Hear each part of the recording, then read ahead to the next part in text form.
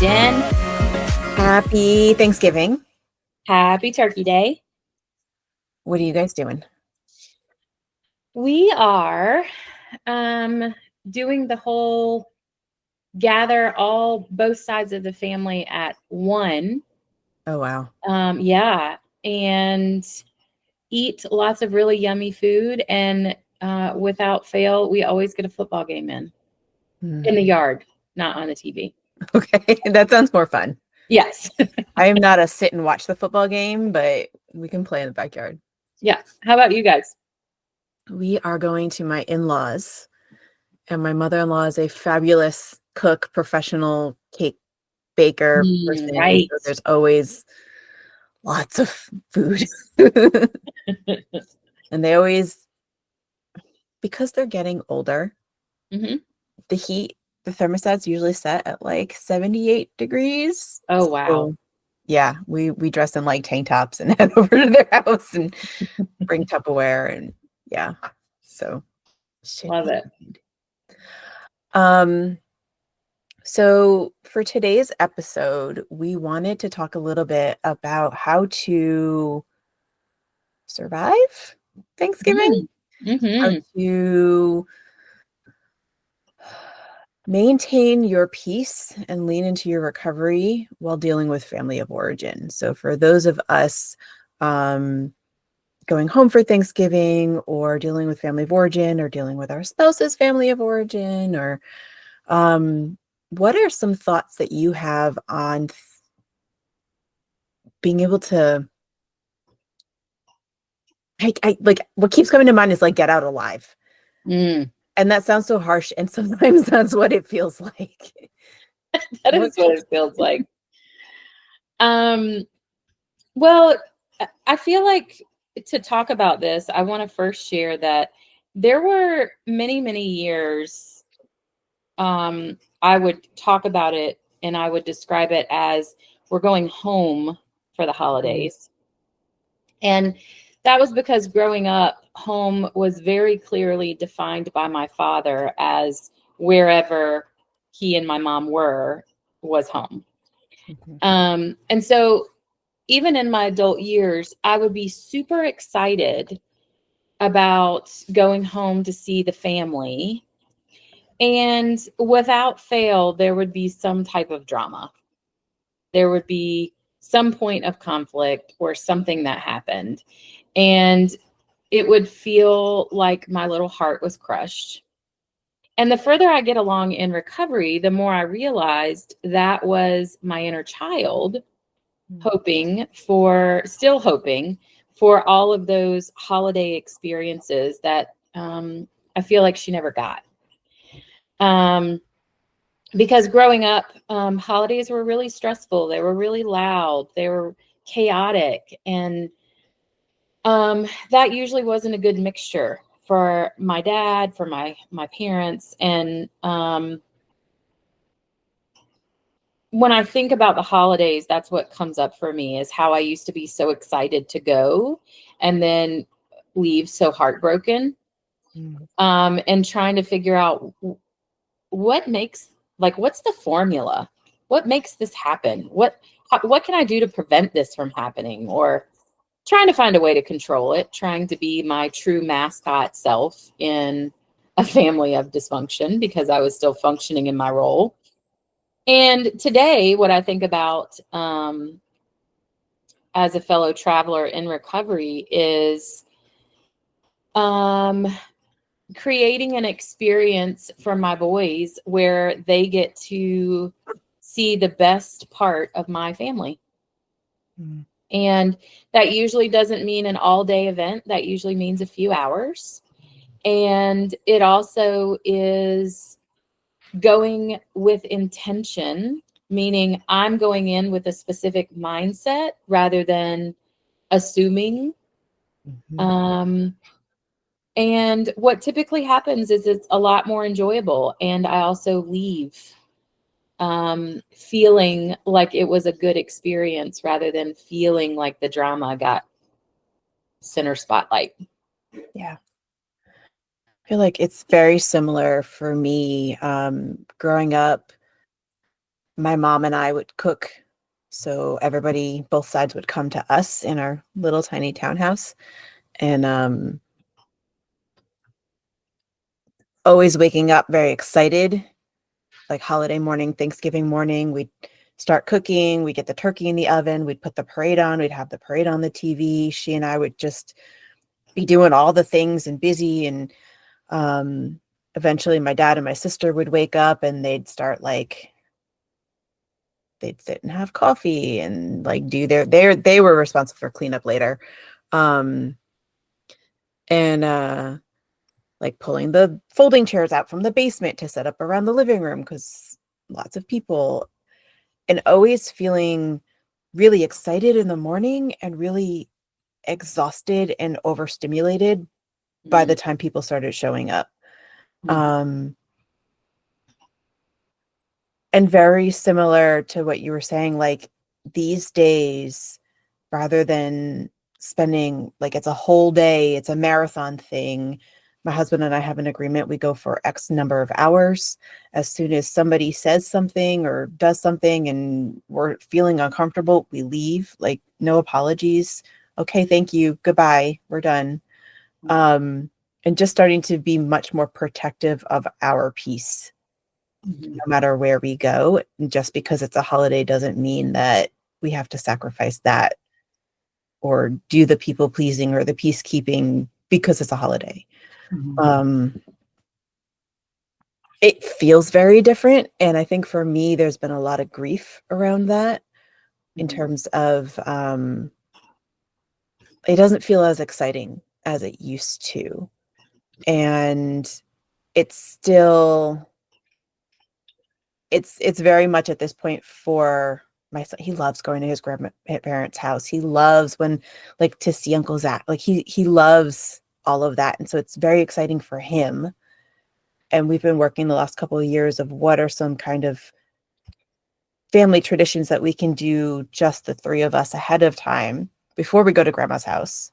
And then grandma's house is like dinner and pie and all the things. And then we come home and yeah, just really wanting him to have a good experience, but also have some boundaries. I think that's what was always missing. There were never any boundaries around it. It was just, this is what is expected.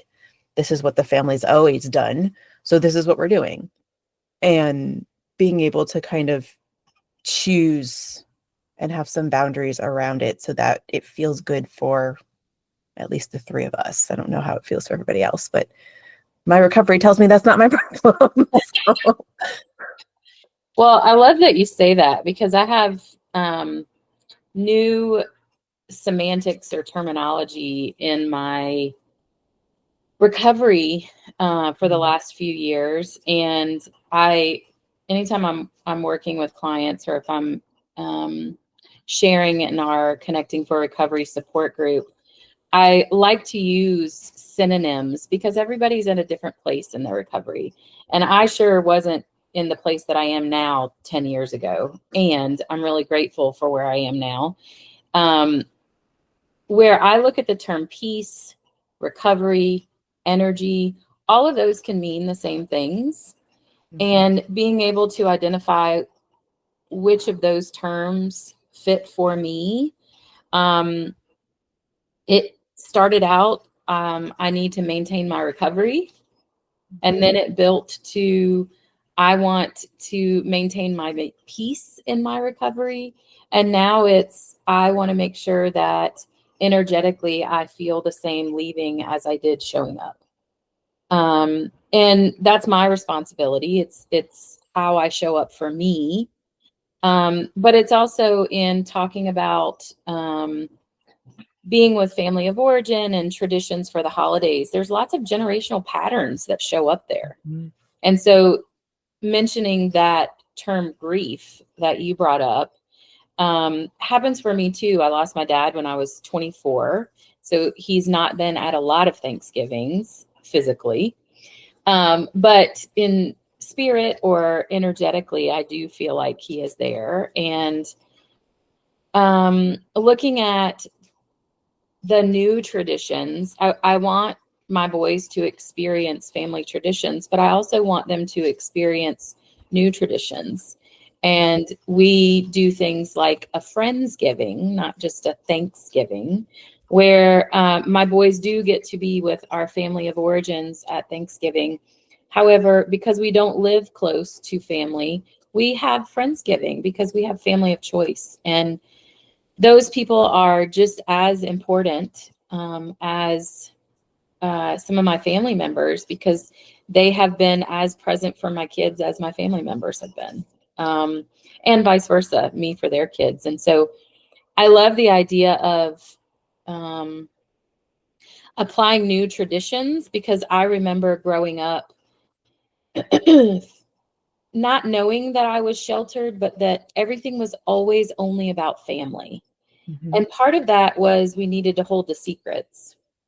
But part of that was because sometimes family would be jealous if friends were there and they weren't getting enough attention. And so I felt like I had to choose between friends and family.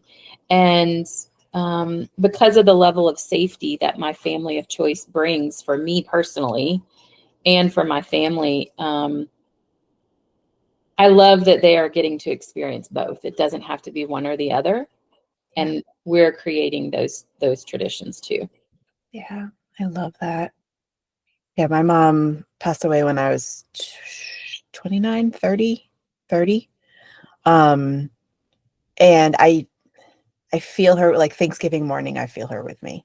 Mm-hmm. And when I sit and I watch that parade with Nathaniel, like I feel her with me. And so being able to recreate some of those traditions and having her energetically there. And I love when you said my energy is the same going in as leaving. Like I don't want to feel drained. I don't want to feel all of that yucky, negative kind of gunk stuck to me when I walk out the door. Yeah. I want to feel just as excited going in as I am when I leave. Yeah. One of the other things that came up for me as you were talking, was that kind of generational, like this is why we do this. This is because you're supposed to. This is just the family's always gathered. The family's always done it this way. The family's always family first. It doesn't matter if the kids are having a good time or if, grandpa's drunk in the basement and nobody wants to go see, like that's just how it is. It's just family first, family priority versus really kind of tuning in with like, where's my energy that day? Where's my husband's energy that day? Where's my kids' energy that day? Like, what do we need? What do I need? And making that a priority. Can you speak a little bit more about how you kind of balance your energy, like going in versus leaving, and making sure that you're maintaining that energetic safety? Yeah. Yeah. For me, it's a feeling. I hold on to a feeling as a kid. I'm the youngest of four girls. And looking back now, I can really appreciate and see the work that my mom put into creating experiences for us. We made cookies for almost every holiday. She made us dresses for almost every holiday. Four girls. That's a lot of dresses. That's a lot of sewing. She worked full-time job. We also had the farm. And so today, I don't have half of what she had. And I find myself exhausted knowing my boys are going to ask to help me. And I just don't want them to. I just want to just get it done. So when I think back to what my mom had to do to get into the mindset of baking all those cookies with four girls and frosting all those, she did a lot to create an experience. Mm-hmm. And so that's the feeling that I take with me when I go home to my mom's home. My home is now where I am. But when I go to my mom's home, I want the investment and the feeling. I want to go in with good intention and with love I don't want to bring all the yucky stuff that's happened that year or the past 10 years with me. And a lot of that is a motivation for my boys, because I think my family's pretty amazing. And I Mhm. want my boys to see their amazingness. I Mhm. want my boys to feel, yeah, my sisters are very different. And in their own ways, they're amazing aunties. They love my boys. And I want them to feel that, because I know how I feel when I can tell they're loving me. Mhm. So when I think about going to family of origin, I want to bring that feeling with me of why I'm going. Because what I know about brain science is little brain neuroscience activity here. Um, my brain looks to reinforce what it already believes. So when I go in thinking, oh God, how fast can we get through this? My brain is going to look for everything to reinforce the dread that I'm feeling. Mhm. Versus when I go in holding on to that feeling of making Valentine's Day cookies with my mom and eating all the Red Hots. And rather than getting mad at me, she just giggles with me. And I know she's exhausted and I know she's physically in pain, but somehow she's still creating that experience. That love and that intention that she had is what I want to go in with it. And one thing that we talk about a lot now as a team is that um, vibrational frequency of Mhm. where I'm vibrating, what my intention is. And there is a huge difference in my feeling and my alignment when I am vibrating in a place of gratitude and love Mhm. versus when my magnetic field is vibrating in a place of dread or depression or sadness. I can feel it physically in my body and I can feel out of alignment because it doesn't Yeah. feel good to me. So, what I've learned about that frequency is what changes it is intention. So, Mhm. if I want to go in and have a good experience, I need to go in to have a good experience. And if other people aren't in that place, that's okay. Not not everybody has all the same resources I have, and the more permission I give them to be in their space, the more I can love them where they are rather than trying to change them. Yeah. It makes me think of for those of you who have done Cartman's Triangle with us, it makes me think of like when I'm in victim, Hmm. I don't feel like I have control over that. I don't feel like it's not my choice. I feel like that child being kicking and screaming and being dragged to so and so's house, and I don't want to be there. I don't want to do it. I don't want to. Yeah. Versus kind of taking ownership and accountability and setting my own intention and choosing gratitude over, whatever uncomfortable emotion is Mhm. the alternative to that for you. Um, I'm making a choice. I'm taking ownership of how I want to feel going into this. Yeah. Um, I love that. I love like again just looking at Nathaniel's face when we're going to grandma's house and he's like, oh, grandpa, and wanting to be able to go in there feeling like I'm looking forward to it. Like if I expect it to be exciting or good or feel good, like if I expect it to feel good, it's going to feel good. If I expect it to feel bad, it's going to feel bad. And Mhm. that I feel like that gives me a lot of power Yeah. over what's going to happen or what my experience is going to be like, Mhm. which is kind of cool. It is. It's also one thing we say a lot in mom group and in Connecting for Recovery Mhm. is recovery is just as contagious as pathology.